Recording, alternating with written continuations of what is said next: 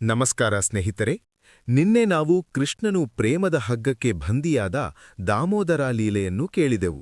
ಇಂದು ಕೃಷ್ಣನ ಜೀವನದ ಅತ್ಯಂತ ಪ್ರೀತಿಯ ಸಂಗತಿಯ ಬಗ್ಗೆ ತಿಳಿಯೋಣ. ಕೃಷ್ಣನನ್ನು ನಾವು ಗೋಪಾಲ ಎಂದು ಕರೆಯುತ್ತೇವೆ. ಗೋಪಾಲ ಎಂದರೆ ಗೋವುಗಳನ್ನು ಪಾಲಿಸುವವನು ಎಂದು ಅರ್ಥ. ಕೃಷ್ಣನಿಗೆ ತನ್ನ ಪ್ರಾಣಕ್ಕಿಂತ ಹೆಚ್ಚಾಡಿ ಈ ಗೋವುಗಳೆಂದರೆ ಏಕೆ ಪ್ರೀತಿ? ಗೋವುಗಳ ಜೊತೆಗಿನ ಕೃಷ್ಣನ ಒಡನಾಟದಲ್ಲಿ ರಾಧೆಯ ಪಾತ್ರವೇನು?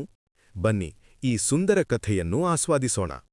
ಕೃಷ್ಣನು ಸ್ವಲ್ಪ ದೊಡ್ಡವನಾದ ಮೇಲೆ ತಂದೆ ನಂದಗೋಪನ ಬಳಿ ಒಂದು ಹಠ ಮಾಡುತ್ತಾನೆ. ಅಪ್ಪ, ನಾನು ಇನ್ನು ಮೇಲೆ ಮನೆಯಲ್ಲಿರಲಾರೆ. ನಾನು ಕಾಡಿಗೆ ಹೋಗಿ ಹಸುಗಳನ್ನು ಮೇಯಿಸುತ್ತೇನೆ ಎನ್ನುತ್ತಾನೆ. ಕೃಷ್ಣನು ಕಾಡಿಗೆ ಹೋದಾಗ ಅಲ್ಲಿನ ಸಾವಿರಾರು ಹಸುಗಳು ಅವನನ್ನು ಕಂಡು ಸಂಭ್ರಮಿಸುತ್ತಿದ್ದವು.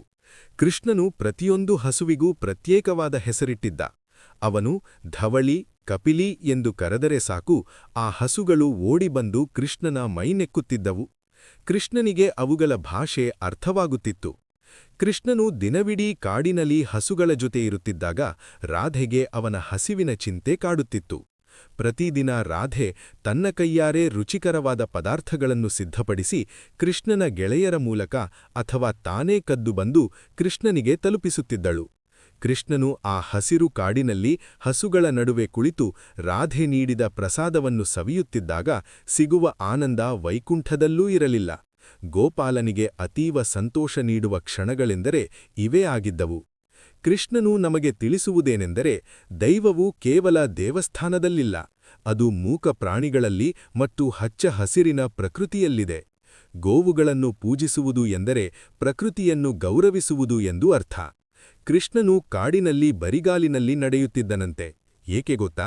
ತಾನು ಪಾದರಕ್ಷೆ ಧರಿಸಿದರೆ ಭೂದೇವಿಗೆ ನೋವಾಗಬಹುದು ಮತ್ತು ಹಸುಗಳ ಪಾದಕ್ಕೆ ಸಿಗುವ ಮರ್ಯಾದೆ ತನಗೂ ಸಿಗಲಿ ಎಂಬ ಕಾರಣಕ್ಕೆ. ಇಂಥ ನಿಸ್ವಾರ್ಥ ಪ್ರೇಮವೇ ಕೃಷ್ಣನ ಶಕ್ತಿ. ಸ್ನೇಹಿತರೆ, ಪ್ರಾಣಿಗಳ ಮೇಲೆ ದಯೆ ತೋರುವುದು ಕೂಡ ಭಕ್ತಿಯ ಒಂದು ರೂಪವೇ.